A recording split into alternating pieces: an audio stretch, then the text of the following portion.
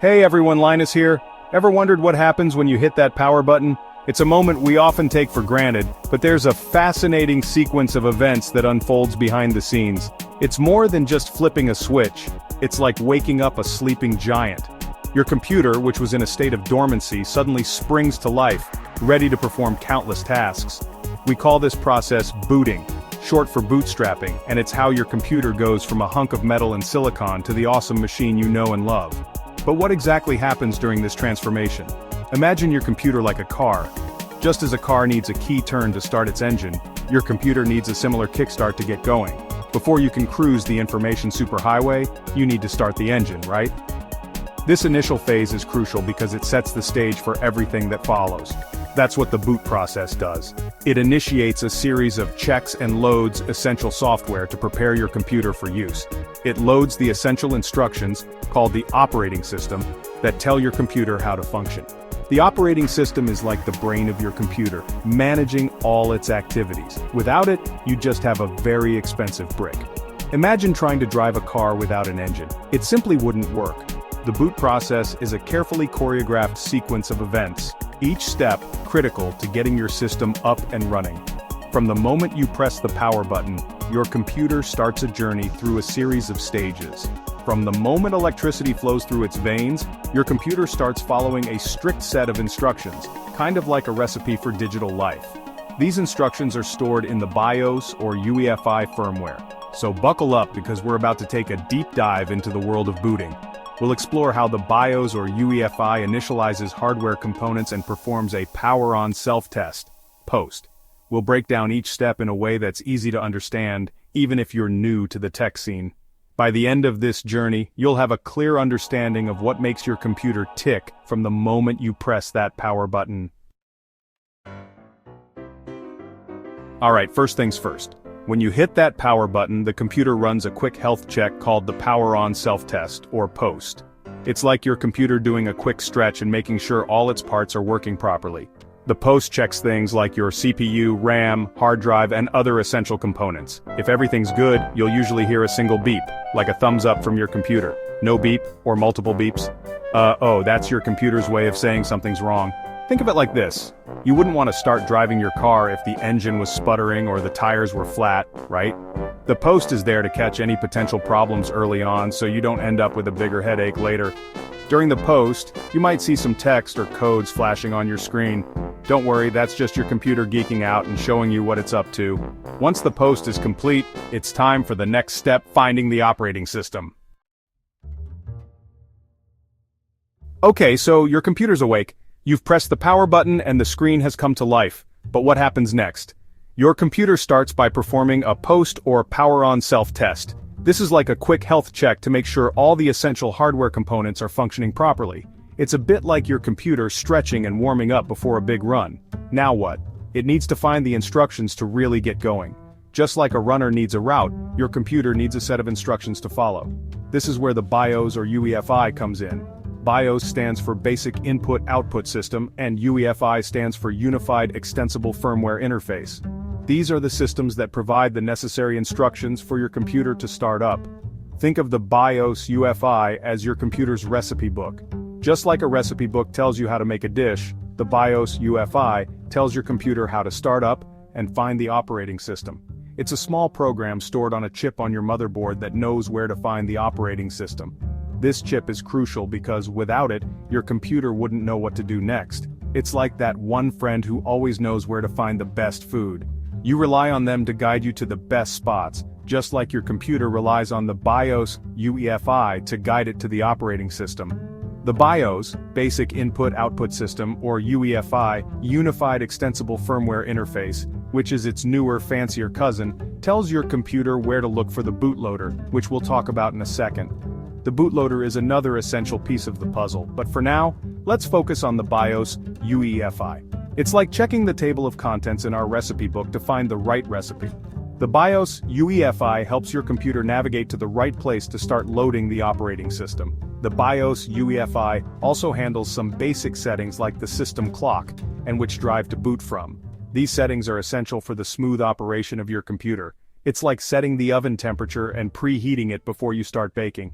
You need to get everything just right before you can start cooking, and the BIOS UEFI does the same for your computer. Once the BIOS UEFI has done its thing, it hands over control to the bootloader. The bootloader is like the next step in our recipe, taking the instructions from the BIOS UEFI and starting to load the operating system. Let's move on to the next stage. The bootloader will take it from here, guiding your computer through the final steps of starting up. Stay tuned to learn more about this crucial part of the process. Section 4. Bootloader, the bridge to your operating system. The bootloader is a small but mighty program that does exactly what its name suggests. It loads the operating system. But there's more to it than just that. This tiny piece of software is crucial for the entire booting process. Without it, your computer would be like a car without an ignition key. It's the first software that runs when a computer starts, initializing the system and preparing it to load the operating system. Think of it as the bridge between the BIOS or UEFI and your operating system. The BIOS or UEFI is responsible for the initial hardware checks and configurations, but it's the bootloader that takes over to load the operating system into memory. This transition is seamless and happens in the blink of an eye, but it's a complex process that involves multiple steps and checks. Remember that friend who always knows where to find the best food? They have a knack for navigating through the city and finding the hidden gems. Well, the bootloader is like their car. Just as the car takes them to the restaurant, the bootloader takes your computer from the initial hardware setup to the fully loaded operating system. It's the vehicle that makes the journey possible. It takes the directions from the BIOS or UEFI and actually drives to the restaurant, which in this case is your operating system. The bootloader reads the configuration files, locates the operating system kernel, and loads it into the system memory. This process is akin to following a GPS route to reach your destination. There are different types of bootloaders, but two of the most common ones are GRUB and the Windows Boot Manager. GRUB, which stands for Grand Unified Bootloader, is highly versatile and can handle multiple operating systems. It's often used in Linux environments and offers a lot of customization options. GRUB, often found on Linux systems, is like a versatile SUV that can handle multiple operating systems. Just as an SUV can navigate various terrains, GRUB can manage different operating systems and configurations with ease. The Windows Boot Manager, on the other hand, is like a sleek sedan that's specifically designed for Windows. It's streamlined and optimized for a single operating system, providing a smooth and efficient booting experience. No matter which bootloader you're using, its job is to find the operating system on your hard drive or SSD and load it into memory. This involves reading the boot sector, loading the kernel, and initializing the system processes. It's a critical step that sets the stage for everything that follows. Once that's done, your computer is ready to hand over the reins to the OS. The operating system takes over, managing all the hardware and software resources, and providing the user interface that you interact with. The bootloader's job is complete, but its role is indispensable in making sure your computer starts up correctly every time.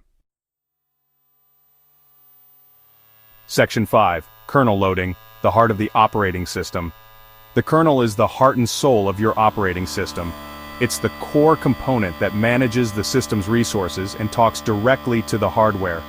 Think of it as the engine of your car, making sure everything runs smoothly.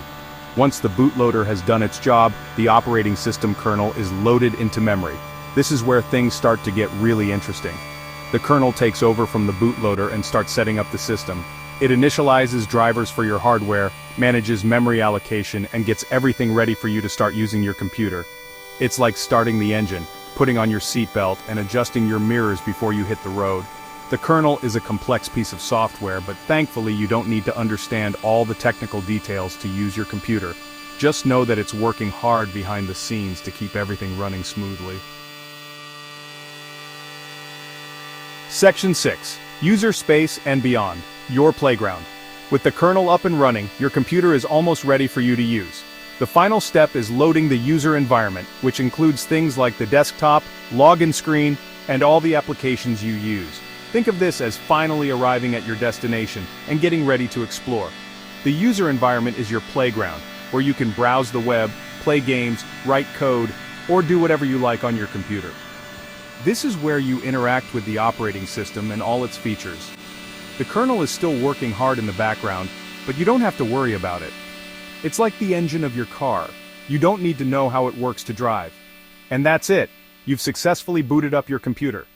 From the initial power-on self-test to the loading of the user environment, it's a complex process that happens in the blink of an eye.